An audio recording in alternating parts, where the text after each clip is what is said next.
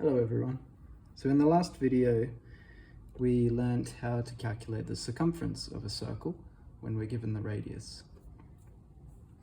So now we want to find the area of a circle. Okay, so that being the amount of space enclosed by the circle's boundary. So we know it's going to be somehow related to this number called pi, and remember pi is defined as the distance around half a circle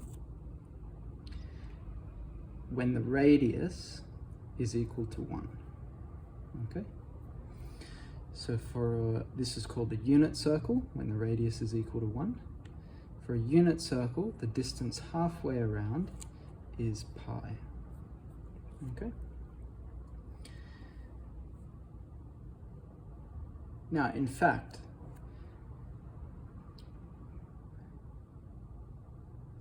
the area of a unit circle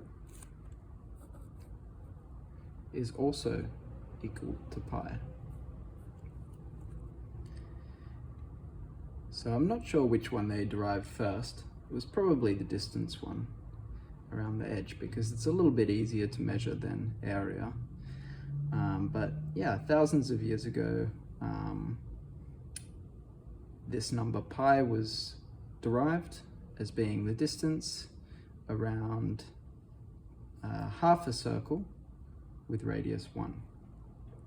So we know it's going to appear in our formula for the area of a circle of another radius if the area of a unit circle is equal to pi. So when we scale up by a length, the area must scale by the square of the length. Okay, if you don't quite understand that statement, that's okay. But what it really means is that if we want to find the area of this particular circle, instead of multiplying pi by r, we're finding the area, which is a two-dimensional quantity. So we actually need to multiply pi by the radius squared. So that's our formula for a circle, pi r squared. And we can substitute this in pi times 3 squared for this particular example, which equals 9 pi. So we can put this into the calculator, see what it gives us. And we get about 28.27. And of course that's in centimeters squared.